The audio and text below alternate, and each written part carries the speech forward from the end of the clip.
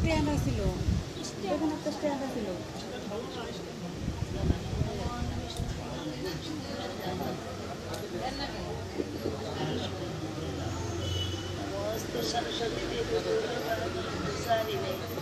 निर्विशेष शून्यवादी पश्यत देश तारिणे नमो महावदन्नाय कृष्ण प्रेम पदयते कृष्णाय कृष्ण चैतन्य नामे गौरती शे नमो हे कृष्ण करुणा सिंधु दीनबंधु जगत्पते गोपेश गोपिका कांत राधा कांत नमोस्तुते तप्त कांचन गौरांगी राधे वृंदावनेश्वरी जिशभानुसुते देवी प्रणमामि हरिप्रिये लीलाचल निवासाय निताय परमात्मने बलभद्र सुभद्राभ्यां जगन्नाथाय ते नमो वाञ्छाकल्पतरुभ्यश्च कृपा सिन्धुभ्यैव च पतितानां पावनेभ्यो वैष्णवेभ्यो नमो नमः। जय श्री कृष्ण चैतन्य प्रभु नित्यानंद श्री अद्वैत गदाधर श्रीवासादि गौरभक्त वृंद हरे कृष्णा कृष्णा कृष्णा हरे हरे हरे राम राम राम हरे हरे। ओम नमो भगवते वासुदेवाय ओम नमो भगवते वासुदेवाय ओम नमो भगवते वासुदेवाय। हरे कृष्णा। আমি তো সত্যি আমার গলা একদম শুন নাই, এমনিতেই শুন নাই, তারপরে ঠান্ডায় কণ্ঠ নাই। আমি পাঠ করতে চাইনি আজকে, জোরাজুরি করছে, খুব জোরাজুরি। আর এমনিতেও আমি পাঠ জানি, আমার সামনে যারা বসে আছে তাদের সামনে আমার এখানে বসাটাই ঠিক না। হ্যাঁ, তারপরেও ক্ষমা করেন, 5-10 মিনিট যা পারি আবল তাবল আপনারা একটু সহ্য করবেন। হরে কৃষ্ণ। দেখতেই তো পাচ্ছেন গলার সাউন্ড কিরকম, গলাতে আসছে না, আমার খুব কষ্ট হইতেছে কথায়। সবাই বলেন পত্রং পুষ্পং ফলং তয়ং যোমে ভক্তা প্রযচ্ছতি তদ্ভক্ত পতা স্মানি প্রজাত্মানং পত্র পুষ্পং ফলং তয়ং जो मे भोक्ता प्रजाच्छति तदहं भक्त प्रहितस्मामि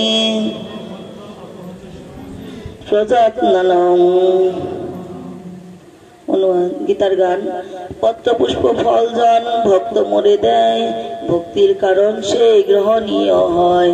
যত্ন করি মোর ভক্ত যাহা কিছু দেয়, সন্তুষ্ট হইয়াল এই ভক্তির প্রত্যয়।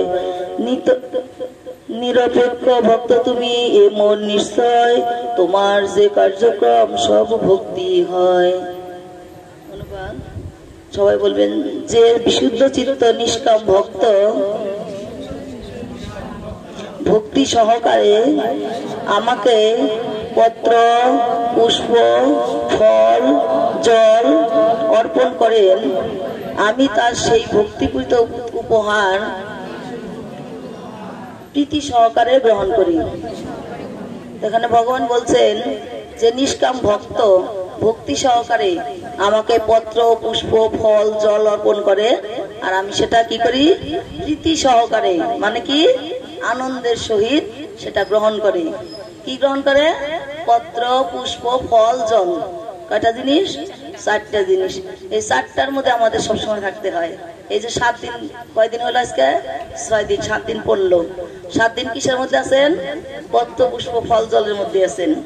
হ্যাঁ, পত্র পুষ্প ফল জল। পত্র মানে কি শাক পাতা সবজি যা কিছুর মধ্যেই ধরে, তারপরে ধরুন তুলসী পত্র। আর এইসব ভগবানকে কি করতে হয়? অর্পণ করে গ্রহণ করতে হয়। হ্যাঁ, আমরা তাই করছি 7 দিন থেকে। না ভালো লাগছে? হ্যাঁ, যেটা করিয়ে খাই সেটাও আমরা খাচ্ছি, তাই না? খুব ভালো লাগছে। মাতাজিরা বলে সকালবেলা প্রসাদ চোষা, কলার খোসা, পটলের খোসা, তাও ভালো। কেন ভালো? এটা কিন্তু সত্যি ভালো না। ঘরে রান্না করবেন, ভালো লাগবে না। এখানে জগন্নাথ গ্রহণ করে, জগন্নাথের কৃপায় ওটা অমৃত হয়ে যায়। হ্যাঁ, তাই বলছে যে ভক্তি সহকারে যা কিছু আমাকে অর্পণ করা যায় সেটা আমি প্রীতি সহকারে গ্রহণ করি। হ্যাঁ, তাই আমাদের যে সঙ্গ, এই সঙ্গটা হচ্ছে আমাদের মেন। আমরা যখন ভক্ত সঙ্গে থাকি তখন আমাদের মনটা ঠিক অন্যরকম চেঞ্জ হয়ে যায়। এই 7 দিনে যারা খাচ্ছেন, প্রসাদ গ্রহণ করছেন, তাদের অন্য সব চিন্তা ভুলে গেছেন। তাই না? এই 7 দিন আনন্দের মধ্যে আছেন। দেখবেন জগন্নাথ যখন চলে যাবে তখন মনে খুব কষ্ট লাগবে। তা এখানে এক ভক্ত ছিল, খুবই অলস, দরিদ্র, বাড়িতে থাকতে তার এত ভাল লাগতো না, কোনো কাজ করতে তার পছন্দ হইতো না, খুব অলস ছিল। সে কি করতো, বাড়ির গৃহে কাজকর্ম করতে হয় বলে সে বলছে না আমি আর এখানে থাকবোই না, আমি মন্দিরে চলবো। শুনেছি যে মন্দিরে গেলে শুধু ভোজন করলে, জপ করলেই প্রসাদ পাওয়া যায়। সে ভক্ত বলছে না আমি আর বাড়িতে থাকবো না। তার কি করলো, সে ইস্কন মন্দিরে চলে গেল।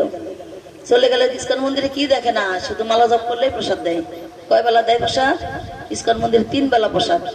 তো কি করতে হবে, শুধু মালা জপ করতে হবে।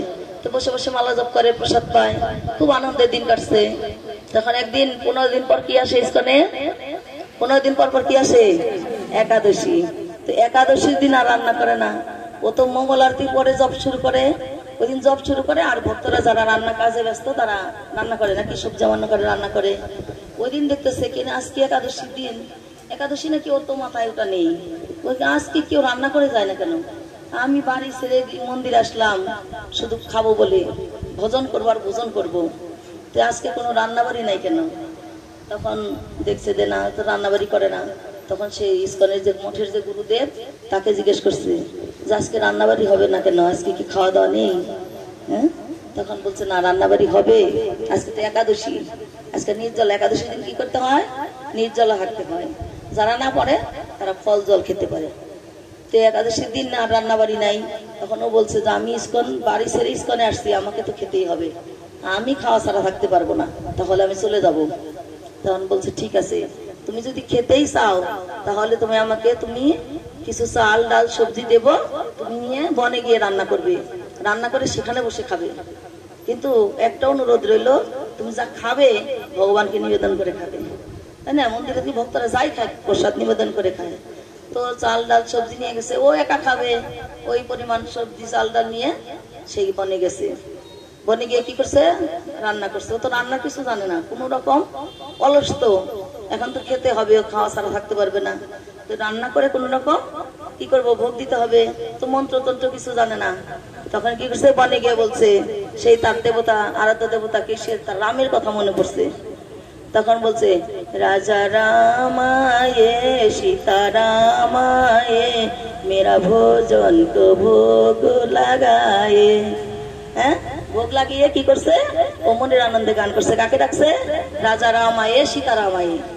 তো রাজা রামায়ে, রামের সাথে সীতা আসছে। তো ও রান্না করছে কয়জনের রান্না, একজনের রান্না। তো রাম আর সীতা 2 জন আসছে। তো রান্না তো তারা প্রসাদ পেয়ে চলে গেছে, আর ওর জন্য কিছু রইল না। এখন কি করবো, বাধ্য হয়ে নির্জলা থাকতে হয়েছে, একাদশী হয়ে গেল। তা আবার পরের দিন মন্দিরে চলে আসছে, আবার পরের দিন পরে আবার 15 দিন পর কি আসছে, আবার একাদশী আসছে।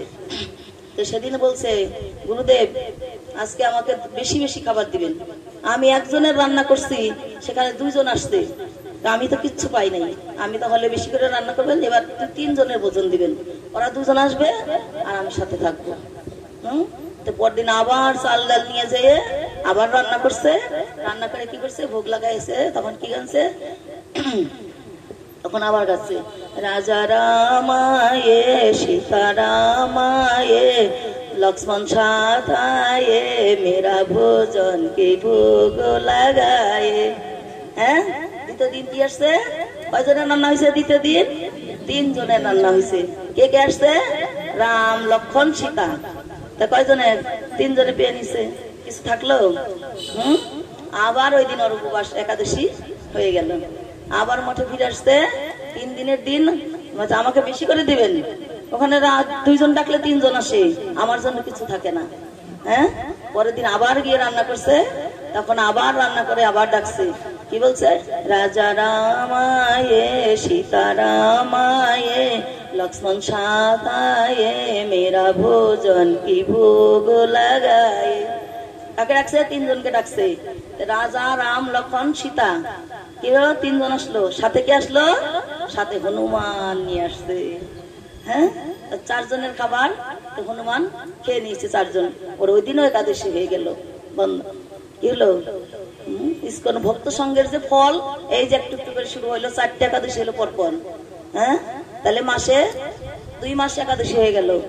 আবার তৃতীয় মাসে আবার পঞ্চম মাসে কি করলো, বলছে আমাকে বেশি বেশি দিবেন, মানে ওখানে কোনো গড়বড় আছে, যা আমি নিয়ে যাই কিন্তু আমার মন মতো কিছু হয় না, আমি 5 জনের রান্না করি সব খেয়ে নেয়, 2 জন ডাকি 3 জন আসে, 3 জন ডাকলে 4 জন আসে, আমাকে বেশি বেশি দিবেন।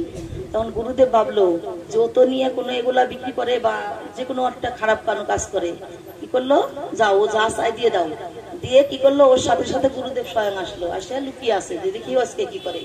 হ্যাঁ, তখন ও কি করলো যে না রান্না করবো, আমি অলস লোক তো, অল্প রান্না করে ঠিক আছে, এখন এত এত রান্না করতে পারে, এত এত নিয়ে আসছে, তখন ও ভগবানকে আগে রাখতেছে যে রাজা রামায়ে সীতা রামায়ে লক্ষ্মণ সাতায়ে।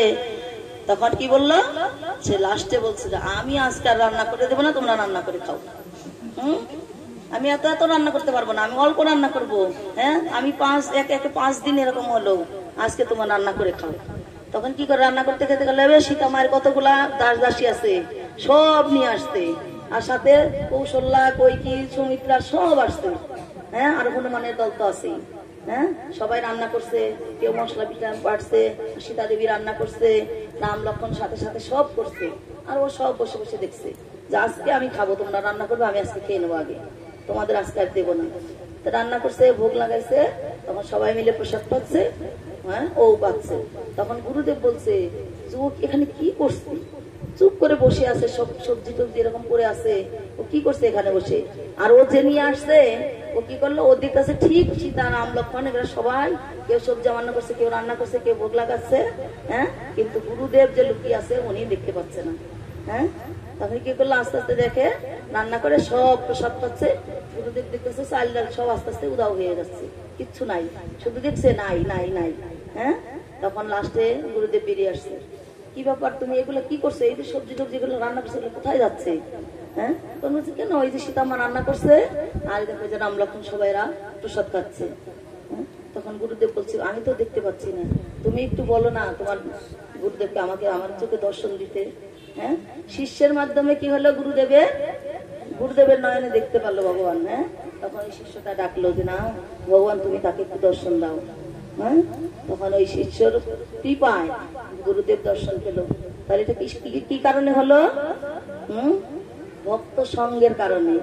এই যে আজকে আপনারা ভক্ত সঙ্গ করছেন, এই সঙ্গের প্রভাবে আজকে ভালো লাগছে, কালকে মন্দিরে যাবেন, জগন্নাথ যখন চলে যাবে মন্দিরে, তার সাথে সাথে আপনারা যাবেন, কেন, ভগবানের টানে। হ্যাঁ, আজকে প্রসাদ খাচ্ছেন, হাজার হাজার শত শত জন্মের পাপ বিনষ্ট হয়ে গেছে। হ্যাঁ, জগন্নাথকে এক পলক দর্শন করলে তার পুনর্জন্ম হয় না। হ্যাঁ, সেই আছে যে ভগবানকে 3টা রূপে যে দর্শন করে তার আর পুনর্জন্ম হয় না। হ্যাঁ, দোলেচ দোল গোবিন্দ, চাপেচ মধুসূদন, রথেচ বামনদিষ্ট, পুনর্জন্ম নবিদ্যতে। 3টা ভাবে ভগবানকে যখন দর্শন করবেন আপনার আর পুনর্জন্ম হবে না। এক হলো ঝুলনের সময় ভগবান যখন দোলনায় দুলে, তখন তার দড়ি দড়ি টানলে বা তাকে দর্শন করলে তার আর পুনর্জন্ম হয় না। হ্যাঁ, আর তারপর চাপেচ মধুসূদন, নৌকায় যখন ভগবান যখন নৌকা বিলাস করে, আমাদের এই দামোদর মাসে 1 মাস ব্যাপী মায়াপুরে দেখবেন, মায়াপুর না বাংলাদেশে সব জায়গায় হয়, ভগবানকে হ্যাঁ কি করে, নৌবিহার, নৌকায় বসিয়ে সে জলে তারা বিহার করে, ভক্তরা আনন্দ করে। আর সেই নৌবিহারে যখন ভগবানকে দর্শন করবেন, ওখানে অনেক মায়েরা ভোগ লাগায় ভগবানের জন্য, কত কত রকমের আইটেম নিয়ে আসে ভগবান মায়ের বাড়িদের জন্য। আমাদের জগন্নাথের জন্য মায়েরা অনেক কিছু বানিয়ে বানিয়ে আনছে, কেউ পায়েস আনছে, কেউ কলার বড়া, কেউ তালের বড়া। এভাবে ভগবানকে যখন নিবেদন করা হয় ভগবান সেটা গ্রহণ করে। এই 3টার সময় ভগবান ছাড় দিয়েছে। আর এই জগন্নাথ এখন কি করছে, মাসির বাড়িতে অবস্থান করছে। বছরে 365 দিনের মধ্যে সব দিনই ভগবান 361 দিন সে মন্দিরে সেবা নেয়। হ্যাঁ, না আর এই 7টা দিন হ্যাঁ শুধু ভগবান ছাড় দিয়েছে ভক্তদের জন্য। হ্যাঁ, ওখানে পুরীধামে লক্ষ্মী দেবীর আবির্ভাব, সেখানে লক্ষ্মী দেবীর আধিপত্য চলে, সেখানে কেউ কোনো স্থান নেই। কিন্তু জগন্নাথ যখন 7 দিন মন্দির থেকে বাইরে আসতে, তখন এইটা 7 দিন ভক্তদের জন্য ছাড় দিয়েছে। আমাকে যে যান দিন প্রভু কি আলোচনা করলো, যে দাঁতন দিয়ে খিচুড়ি রান্না করে দিয়েছে জগন্নাথ, তাও গ্রহণ করেছে। তাই 7 দিন ভক্তদের জন্য ছাড় দিয়েছে, তোমরা যত খাওয়াতে পারো। এই 7 দিন জগন্নাথ শুধু খাবে আর খাবে। হ্যাঁ, জগন্নাথের 3টা বর, প্রভু বলছিল আপনাদেরকে জানা আছে যে 3টা বর কি চাইছিল, জগন্নাথ তিনটি বর চেয়েছিল কি কি বর চেয়েছিল? তিনটা, কেউ জানেন? মনে আছে কারো? তিনটা বর ভগবান প্রার্থনা ইন্দ্রধর্ম রাজা চেয়েছিল। রাজা, সে রাজা সারা বিশ্ব ব্রহ্মাণ্ডের রাজা ছিল সেই ইন্দ্রধর্ম রাজা পুরী ধামে। সেখানে ইন্দ্রধর্ম রাজা তিনটা বর চেয়ে নিয়েছিল ভগবানের কাছে। হ্যাঁ, কি বর তিনটা শুনবেন? হ্যাঁ, একটা বর হচ্ছে তোমাকে অল টাইম খেতে হবে, হাত শুকানো যাবে না। জগন্নাথ হাত যেন কখনো না শুকায়, খাওয়ার পরে খাওয়া হবে। 56 বার ভোগ হয় জগন্নাথ ইস্কন সেই জগন্নাথ পুরীতে। আর তার দ্বিতীয় বর ছিল আমার যেন কোনো পুত্র সন্তান না হয়, আমার বংশ যেন কেউ জীবিত না থাকে। হ্যাঁ, কি অদ্ভুত তার চাওয়া ছিল। আর একটা ছিল কি, অপলক নয়নে তোমার তাকিয়ে থাকতে হবে। হ্যাঁ, অপলক নয়ন মানে কি? এই চোখের পলক করে আমাদের, আর জগন্নাথের চোখের পলক নেই। কেন? চোখের যখন পলক করে, এক পলক যে একটা নিমিষ মাত্র গোপীরা, বৃন্দাবনে গোপীরা সহ্য করতে পারে না, তারা অবশ্যই তারা চোখ কাতর হয়ে পড়ে। হ্যাঁ, আর এই জগন্নাথের রূপটা হয়েছে রাধা বিরহ বিদুরা রূপ। রাধার বিরহে যে ভগবান কতটা বিরহ, যে কতটা আকুল হয়ে আছে, তার একটা রূপের প্রকাশ। হ্যাঁ, এই যে ভগবান জগন্নাথের হাত নেই, চোখ বড় বড়, সব এটা রাধার বিরহে সেরকম হয়ে আছে। হ্যাঁ, রাধার বিরহে কিরকম ছিল? তাহলে তিনটা বর ছিল। কেন এই অদ্ভুত বর তিনটা কেন চাইল? আমরা কি তাই চাইতাম যে আমাদের যাতে সন্তান না হয়? আমরা এসে জগন্নাথের কাছে প্রণাম করি, প্রার্থনা করি। তার কাছে কি প্রার্থনা করি? আমার যেন একটা সন্তান হয়, আমার যেন একটা ছেলে হয়, আমার ছেলের যেন চাকরি হয়, মেয়ের যেন বিয়ে হয়। তার কাছে অনেক চাওয়া পাওয়া আমাদের, তাই না? আর জগন্নাথের কাছে ইন্দ্রধর্ম রাজা কি চাইল? তার যেন কোনো পুত্র সন্তান না হয়। এটা শুনে তো গুঞ্জিসা দেবী মনটা খারাপ, বিষণ্ণ হয়েছে। মায়েদের মন কোমল থাকে নাকি? তারা অল্পতেই বিষণ্ণ হয়ে পড়ে। এই সময় কি করলো? যে বলছে, তখন জগন্নাথ তো বুঝতে পারলো যে না, গুন্ডিসা দেবীর মনটা তো খারাপ। তখন বলছে, গুন্ডিসা দেবী তুমি কোনো মনে কোনো সংশয় নিও না, তোমার পুত্র সন্তান হবে না, তুমি কষ্ট পাচ্ছ শুনি। কিন্তু রাজা এই অদ্ভুত বরটা কেন চাইলো? যাতে আমার এই মন্দিরের প্রতি কেউ কোনো দাবি না করতে পারে। সে যে একটা মন্দির তৈরি করলো, আমার সন্তান আসবো বলবো এটা আমার বাবা করেছে, তার ঘরে পুত্র সন্তান আসবো, তারা ওই মন্দিরটাকে ভাগাভাগি করতে চাবো। তখন তাই রাজা বললো যে আমার যেন কোনো পুত্র সন্তান না হয়, এই মন্দিরের অধিকার সবার। হ্যাঁ, এই যে আমাদের ইস্কন মন্দির, এখানে সবার সমান অধিকার, সবাই যাবে।